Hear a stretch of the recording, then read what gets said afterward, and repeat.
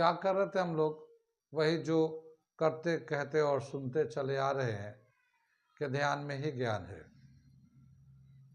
ध्यान में ही ज्ञान है। जो देगा ध्यान उसी को मिलेगा ज्ञान, और जितना देगा ध्यान उतना ही मिलेगा ज्ञान।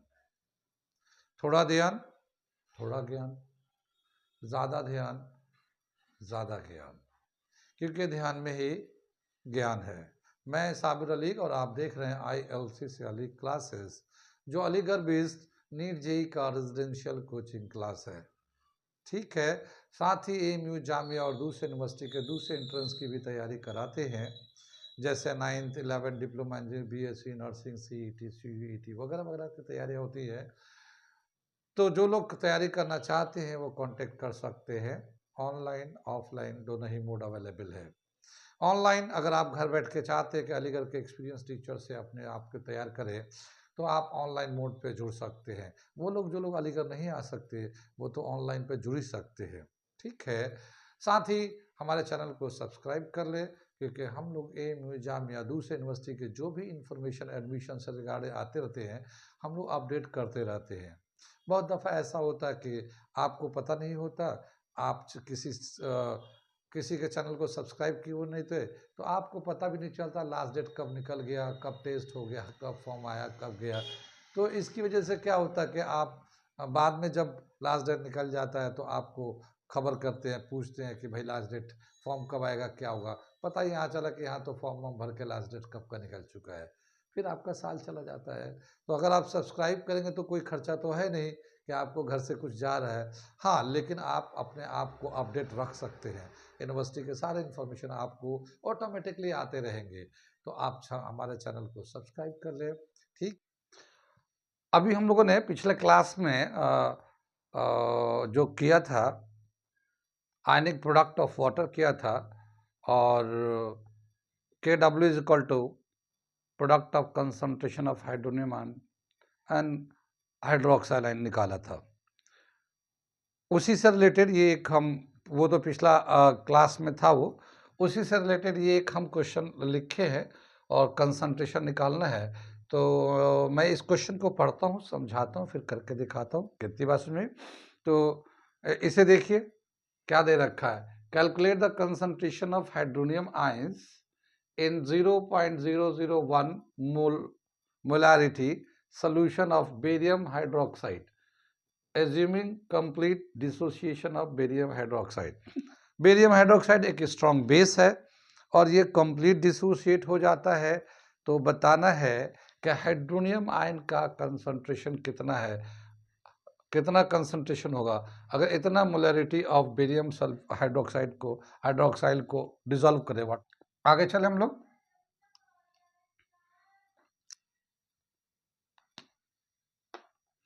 सोल्यूशन कर रहे इसका हम लोग। क्या दे रखा है इसमें कि barium hydroxide is a strong base,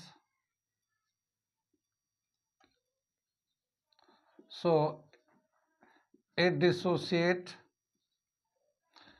completely dissociated, it completely dissociated। ठीक है, क्या इसका रिएक्शन क्या देखेंगे इसको।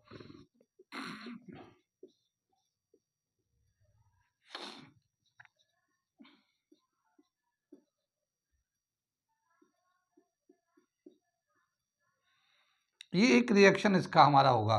बेरियम हाइड्रोक्साइड जब डिसोसिएट कर देगा तो बेरियम 2 पॉजिटिव आयंस बनेगा, OH आयंस 2 आयंस बनेंगे, 2 बनेंगे। ठीक है ना, 2 बनेंगे इसके। यानी एक जब मॉलिक्यूल डिसोसिएट करेगा तो 2 आयंस ऑफ हाइड्रोक्साइड बनेगा, ये 2 आयंस बनेंगे इस तरह से। ठीक, अब हम लोग को यहाँ पे जो इसका जो कंसंट्रेशन है ये हमारा 0.001 मोलारिटी है। ठीक है, तो इसका जो कंसंट्रेशन आएगा हमारा जब डिसोसिएट होगा एट इक्विलिब्रियम, ठीक है, कंसंट्रेशन ऑफ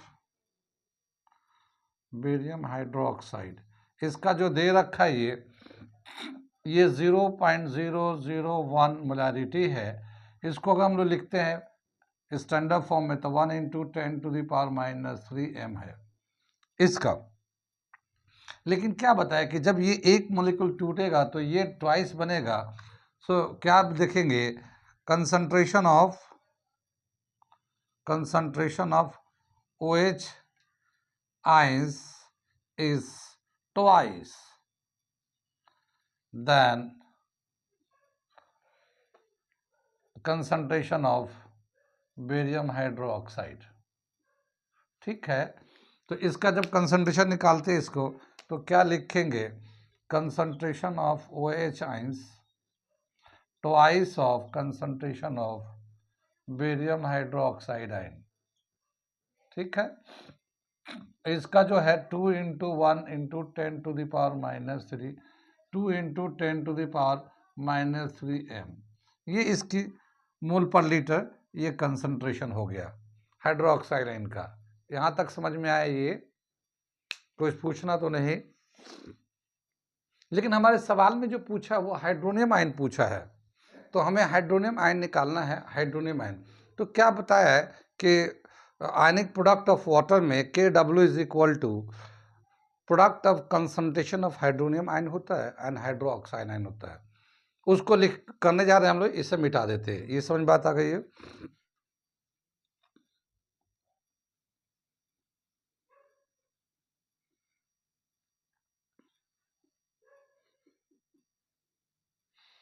ये होता है तो हाइड्रोनियम आयन का कंसंट्रेशन जो है Kw upon concentration of hydroxide ion. ठीक है, ये Kw का वैल्यू होता है 1 इंटू 10⁻⁻14 अपॉन 2 इंटू 10⁻, ये इसका कंसंट्रेशन दे रखा है, इसका कंसंट्रेशन 2 इंटू 10⁻³ ठीक है, ये जो है 1/2 10⁻⁻11 आ जाएगा ये। अब लेकिन ये डेसिमल 5 आ जाएगा तो हम लोग क्या करते हैं, 10 से मल्टीप्लाई 10 से डिवाइड कर देते हैं, तो ये 10/2 और ये 10⁻⁻12 हो जाएगा।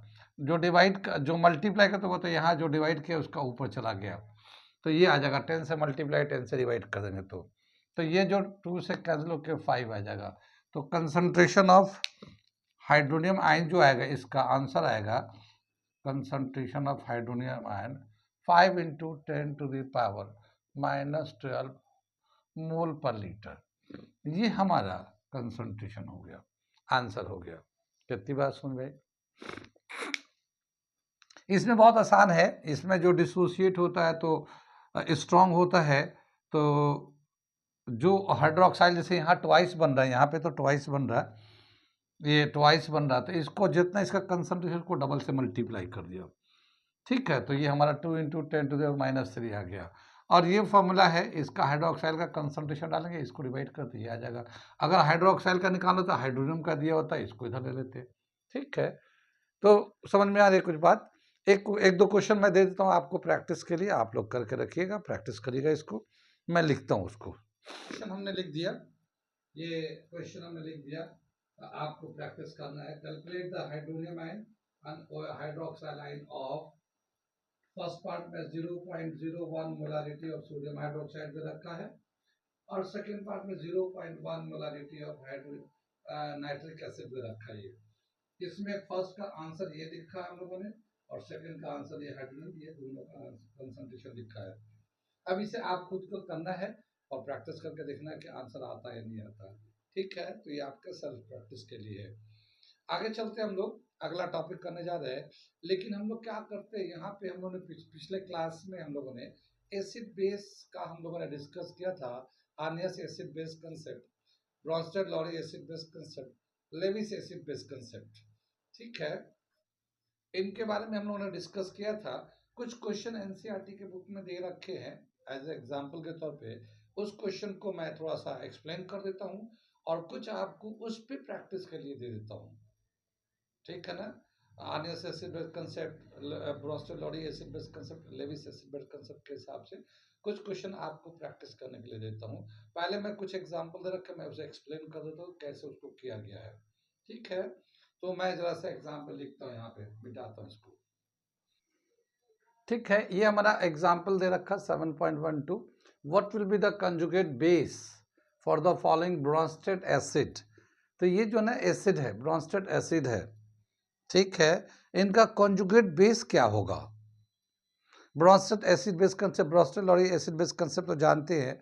जो एसिड होता है उसके पास हाइड्रोजन प्रोटोन होते हैं, यानी हाइड्रोजन आइंस होते हैं, और जब उसको हाइड्रोजन को डोनेट कर देता है तो उसके बाद जो प्रोडक्ट बन के आता है वही कंजुगेट बेस हो जाता है। एसिड का कंजुगेट बेस होता है। तो एसिड के पास हाइड्रोजन होता है या प्रोटोन होता है, जब वो डोनेट कर देता है तो अब जो बन के आता है वही कंजुगेट बेस कहलाता है।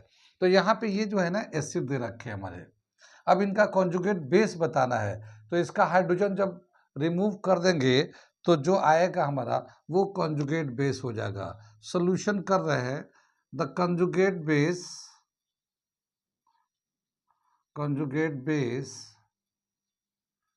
Of Bronsted acids are 1 proton less than the given acid, ठीक है ना। या इसका एक एसिड लेस क्या, subtract 1 hide proton from the given acid. तो अब ये जो है ना, ये हमारा तो एसिड है, ये हमारा एसिड है, और इसका जो कॉन्जुगेट बेस हो जाएगा, कॉन्जुगेट बेस, ठीक है। ये हाइड्रोजन फ्लोराइड है हमारा, इसमें से एक हाइड्रोजन रिमूव कर देंगे हम लोग, ठीक है, तो ओनली फ्लोरीन, ये हमारा कॉन्जुगेट बेस बन जाएगा। सल्फ्यूरिक एसिड है H2SO4, ये हमारा एसिड है, ये इसमें से एक प्रोटॉन को रिमूव कर देंगे तो ये बचेगा HSO4 नेगेटिव, ये हमारा ब्रोंस्टेड कॉन्जुगेट बेस हो जाएगा, ब्रोंस्टेड कॉन्जुगेट बेस। ऐसे ही हमारा कार्बोनेट है, ये CO3 माइनस है, ये इसका एक प्रोटॉन और रिमूव कर देंगे तो CO3 2 माइनस आ गया, और ये हमारा कंजुगेट बेस हो गया। तो इस तरह से प्रोटॉन को ना एक कम कर देते हैं तो हमारा कंजुगेट बेस हो जाता है। यहाँ पे क्या है, subtract H positive from acid for conjugate base, ये दे रखा हमारा। कंजुगेट बेस निकाला तो एक हाइड्रोजन को रिमूव कर दिया। समझ में आई बात। तो ये था क्वेश्चन नंबर 7.1 एनसीईआरटी के बुक में, ये कर दिया। अगला हम लोग क्वेश्चन करने जा रहे हैं, मैं लिखता हूँ यहाँ पे, समझ में आ गया, नोट कर लिए इसको, ठीक है। फिर मैं आप अगला क्वेश्चन करके दिखाता हूँ, ठीक है। ये हमारा अगला क्वेश्चन हम लोग कर रहे हैं, right the conjugate acid for the following Bronsted base. ये बेस दे रखा है, हमें इसका एसिड निकालना है। तो कॉन्जुगेट एसिड में क्या होता है कि वो एक हाइड्रोजन गेन कर लेता है, एक प्रोटॉन को गेन कर लेता है। जो बेस होता है अगर उसमें एक प्रोटॉन यानी एक हाइड्रोजन आइंस को ऐड कर देंगे तो हमारा एसिड हो जाता है। तो क्या होता है इसमें, यहाँ पे मैं लिख देता हूँ, सोल्यूशन करता हूँ इसको, सोल्यूशन कर रहे हैं हम लोग। ये हमारा ब्रोंस्टेड बेस है ये, और इसका हम लोग कंजुगेट एसिड लिख देते हैं, कंजुगेट एसिड्स, ठीक है। कंजुगेट एसिड करने के लिए क्या करें, प्लस हाइड्रोजन प्रोटॉन को प्लस कर देंगे इसमें। तो जैसे ये दे रखा NH2 माइनस है, तो इसमें हाइड्रोजन 2 है, एक प्रोटॉन को इसमें ऐड कर लेंगे तो 2 के 3 हो जाएगा, तो ये NH3 हो जाएगा। ये हमारा कॉन्जुगेट एसिड हो गया। कितनी बात सुन में, ये कॉन्जुगेट एसिड हो गया। इसी तरह से दे रखा अमोनिया है NH3 इसमें क्या करेंगे, एक प्रोटॉन को और ऐड कर देंगे तो कॉन्जुगेट एसिड हो जाएगा। ये हमारा बेस दे रखा है, ये अमोनिया कॉन्जुगेट ब्रोंस्टेड बेस दे रखा है, इसमें हमें कॉन्जुगेट एसिड बनाना है तो इसमें एक हाइड्रोजन को प्लस कर देंगे ब्रोंस्टेड के हिसाब से, तो NH4 प्लस हो जाएगा। इसमें एक प्रोटॉन को ऐड कर रहे हैं हम लोग, तो यहाँ पॉजिटिव चार्ज आ जाएगा। यहाँ पे क्या था कि एक प्रोटॉन को जब ऐड किया था तो ये एक पॉजिटिव चार्ज था ना, तब एक प्लस एक माइनस न्यूट्रल हो गया ये, तो इसलिए यहाँ पे न्यूट्रल हो गया, इसका चार्ज खत्म हो गया। इसी तरह से हमारा था HCOO माइनस, यहाँ माइनस है, एक प्रोटॉन को ऐड कर देंगे इसमें तो ये एक हाइड्रोजन तो बढ़ जाएगा और साथ ही एक पॉजिटिव एक नेगेटिव जीरो हो जाएगा। तो क्या हो जाएगा, ये देते एक सीधा लिख देते हैं, ऐसे भी लिख सकते हैं हम लोग, तो ये ज़्यादा सही है लिखा हुआ। इसका नाम है मिथेनोइक एसिड, ये मिथेनोइक एसिड होता है। कितनी बार में बेस को एसिड में कन्वर्ट करते हैं तो एक प्रोटॉन को ऐड कर देते हैं, एक प्रोटॉन को ऐड कर देते हैं, तो क्या है, for conjugate acids add proton to base, base जो भी दे रखा उसमें एक प्रोटॉन को ऐड कर दिए तो ये हमारा कंजुगेट एसिड आ जाएगा। ठीक है, कितनी बात समझ में आई, नोट करिए, आ रहा है समझ में, नोट कर लिए इसको। ठीक है, ये अगला क्वेश्चन दे रखा था, species H2O water carbonates sulphate and ammonia can act both as Bronsted acid and base. ठीक है ना, ये एसिड के तौर पे भी रोल प्ले करते हैं और बेस के तौर पे भी रोल प्ले करते हैं। इसका मतलब ये कि ये एम्फोटेरिक कंपाउंड्स है। अब क्या बताया, for each case give the corresponding conjugate acid and conjugate base, यानी इनका कॉन्जुगेट एसिड बताना है कि एसिड होंगे तो कैसा उनका मोलिकुलर फॉर्मूला होगा, या बेस जब होंगे कॉन्जुगेट बेस तो कैसा होगा। हम लोग एसिड में जानते हैं, एसिड में क्या होता है, हाइड्रोजन जो ना ऐड हो जाता है या हाइड्रोजन उसमें रहता है। ठीक है ना, और ब्रोंस्टेड जो बेस होता है वो रिमूवल ऑफ प्रोटॉन होता है। जो प्रोटॉन को ब्रोंस्टेड एसिड बेस के क्या होता है, एसिड में प्रोटॉन होते हैं, यानी जो डोनर ऑफ प्रोटॉन होता है वो एसिड होता है और जो एक्सेप्टर ऑफ प्रोटॉन होता है वो बेस होता है। ठीक है, ये तो इस तरह से है। लेकिन क्या है कि जब हम लोग कंजुगेट बनाते हैं तो उल्टा हो जाता है, यानी कि जो एसिड होता है वो हाइड्रोजन को गेन कर लेता है, यानी हाइड्रोजन लेता है तो कंजुगेट एसिड हो जाता है, और जो लॉस करता है हाइड्रोजन को वो हमारा कंजुगेट बेस हो जाता है, उल्टा हो जाता है। कंजुगेट का मतलब क्या हुआ, उल्टा, जो ब्रोंस्टेड का कंसेप्ट था उसके हिसाब से उल्टा हो जाता है। कितनी बात सुन में,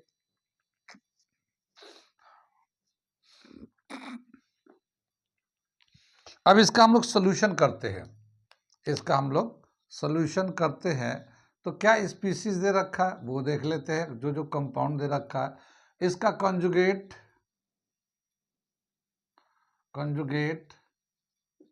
एसिड, ठीक है, और इसका कंजुगेट बेस लिखना है, बेस लिखना है हमें।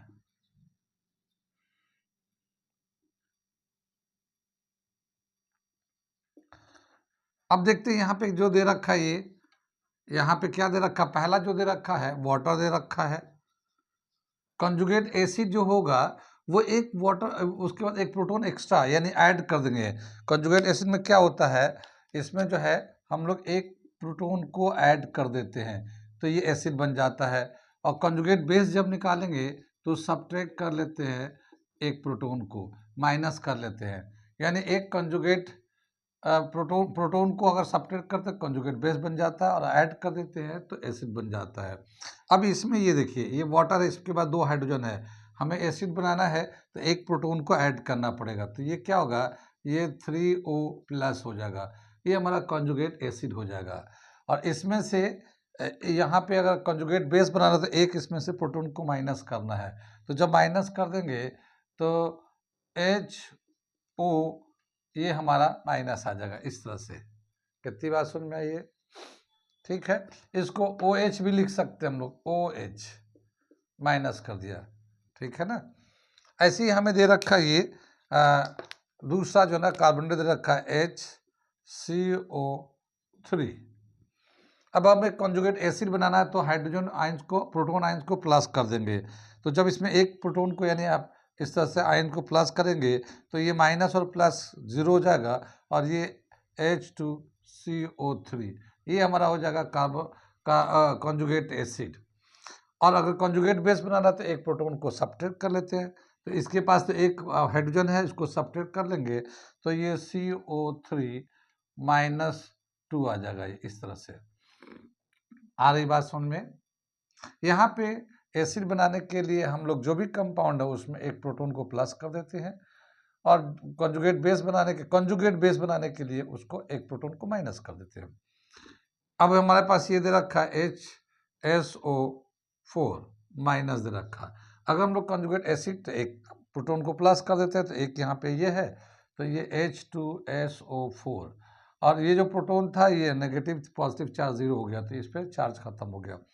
इसका अगर हमें कॉन्जुगेट बेस बनाना है तो एक इसको और हटा लेते हैं SO4 -2 इस तरह से लिख दिया।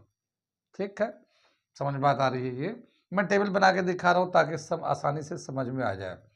इसी तरह से अमोनिया दे रखा है ये, ठीक है। इसी तरह से अमोनिया है, अगर हम लोग कॉन्जुगेट एसिड कर देंगे तो एक हाइड्रोजन और प्रोटॉन को और प्लस कर देंगे तो NH4 पॉजिटिव ये हमारा होता है कॉन्जुगेट एसिड और उसको कॉन्जुगेट बेस बनाएंगे तो एक इसमें से प्रोटॉन को निकाल देंगे तो क्या हो जाएगा NH2 और निकालेंगे तो एक माइनस इस पे आ जाएगा। तो ये हमारा कॉन्जुगेट एसिड कॉन्जुगेट बेस हो गया। यानी एक जब एसिड निकालते हैं तो प्रोटॉन को प्लस कर देते हैं और बेस निकालते हैं कॉन्जुगेट बेस तो प्रोटॉन को माइनस कर देते हैं।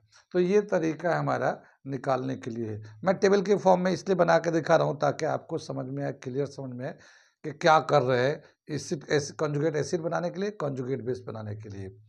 ये समझ में आ गया। आगे चलते हैं, अगला क्वेश्चन हम लोग करने जा रहे हैं। ठीक है, इसे मिटाते हैं, कोई डाउट हो तो पूछ लीजिए। ठीक, आगे चलते। ये अगला क्वेश्चन एग्जाम्पल का ही NCERT का ही दे रखा 7.15।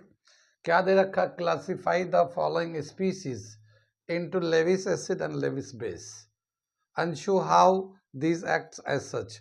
इसमें से 4 कंपाउंड दे रखा है, इसमें से बताना है कौन लेविस एसिड है, कौन लेविस बेस है।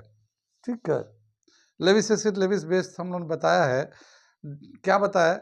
एसिड वो होता है जो एक्सेप्ट करता है, lone pair acceptor is called acid और lone pair donor is called base. ठीक है, जो लोन पेयर देता है वो बेस होता है और जो लोन पेयर एक्सेप्ट करता है वो एसिड होता है। अब इस 4 में से बताना है कौन सा एसिड है कौन सा बेस है। ठीक है, अब यहाँ पे क्या है, हाइड्रोक्साइल है तो यहाँ पे ऑक्सीजन के पास लोन पेयर होता है, ऑक्सीजन के पास लोन पेयर है, यहाँ पे इस तरह से लोन पेयर है। ठीक, अब अगर इसके पास लोन पेयर है तो ये डोनेट करेगा, तो ये डोनेट करेगा तो क्या कहलाएगा? Lewis base. तो ये जो है हमारा सोल्यूशन कर रहे हैं, ये लोन पेयर डोनर है, डोनर ऑफ लोन पेयर। ठीक है, जिसके पास लोन पेयर होगा वही तो डोनेट करेगा। तो ऑक्सीजन पे लोन पेयर है तो ये डोनेट करेगा, ये लेविस बेस कहलाएगा। ये फ्लोरीन है, फ्लोराइड है इसको। तो फ्लोराइड में क्या है कि F- है तो इसके फ्लोरीन के जो एटॉमिक नंबर होता है वो 9 होता है, 2 7 इलेक्ट्रॉनिक कॉन्फ़िगरेशन होता है। 7 तो इसके आउटर शेल पे है प्लस ये एक इलेक्ट्रॉन और ले रखा है, यानी टोटल 8 हो गया है। तो इसके सभी लोन पेयर है, 4 लोन पेयर है इसके पास। ठीक है, तो ये भी दे देगा अपना लोन पेयर, तो ये भी लेविस बेस कहलाएगा, ये।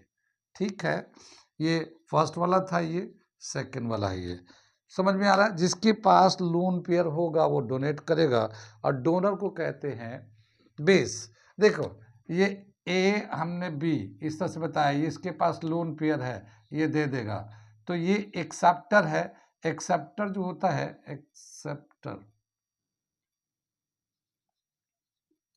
एक्सेप्टर जो है ना एसिड है, लोन पेयर जो एक्सेप्ट करता है वो एसिड होता है और डोनर जो है, डोनर को हम लोग बेस बोलते हैं।